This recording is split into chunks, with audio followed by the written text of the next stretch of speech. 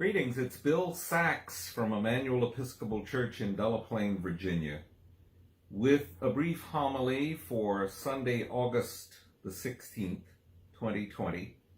The biblical lesson for this Sunday is from the 15th chapter of Matthew's Gospel, where Jesus meets a woman whose daughter is tormented by demons. I want to tell you her story in a way that has immediate significance for me and I hope for you. I'm sitting in my office outside my home in Richmond, where there's a security system and a little control box on the wall.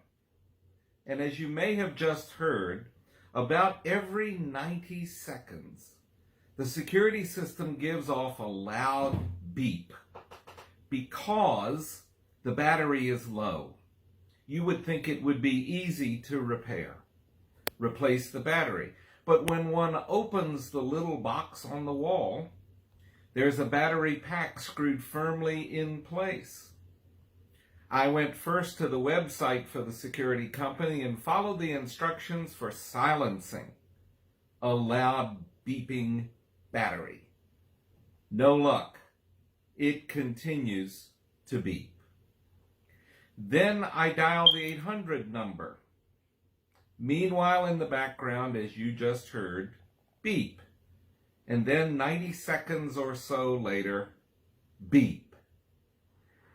The 800 number walked me through all of those steps that one must walk through now with the human-like but otherwise computerized voice. No, the house is not burning down, nor is the house being ransacked by a mob, so I won't push 1. This is not about billing. I won't push 2. It's not about complaints, but soon it might be. But right now I won't push 3. There's a number to push. If the battery is beeping, I push it. I'm on hold. I listen to pleasant music.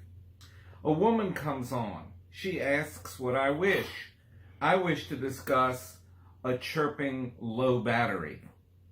She says, I will connect you. Lo and behold, I'm back to all of the announcements. What does one do when constantly in the background of one's life there is a loud, obnoxious, chirping beep? Well, there it goes again. Jesus is facing this situation. The woman, who is an Arab, she's described in the passage as Canaanite, but today we would say Palestinian or Arab. She won't let him go, and his disciples want him to send her away, and she starts yelling at him. And finally, he agrees to see her, but Jesus, in this passage, is not our sweet, lovable Jesus. He's in a foul mood.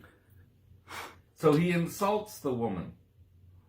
He says he has come to bring food for God's children and not for the dogs. It's an insult. The Palestinians, the Arabs, being considered dogs by Jesus' followers and by the Jewish community of the day. She turns the tables on Jesus. She very cleverly says, yes, but even the dogs get crumbs from the master's table. Jesus says, woman, great is your faith. Your daughter has been healed. In all of our lives today, there are these persistent, loud, beeping, chirping sounds trying to get our attention.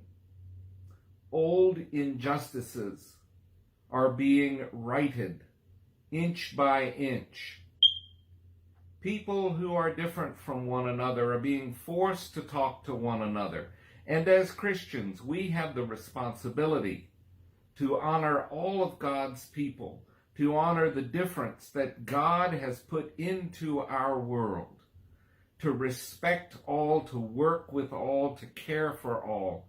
The word compassion occurs in the New Testament 15 times. But we can't simply speak of it in general terms or abstract terms.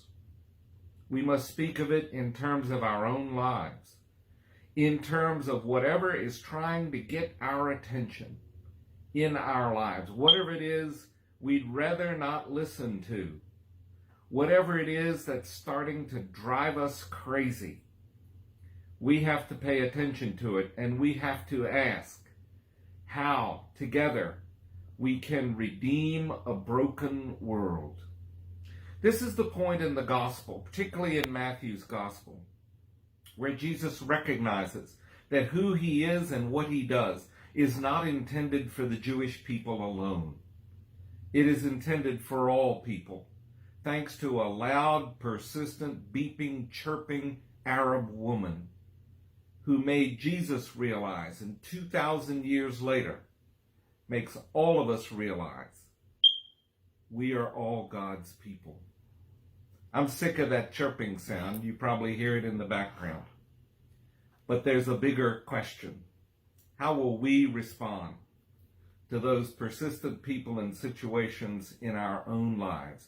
May we be guided by God's love. Amen.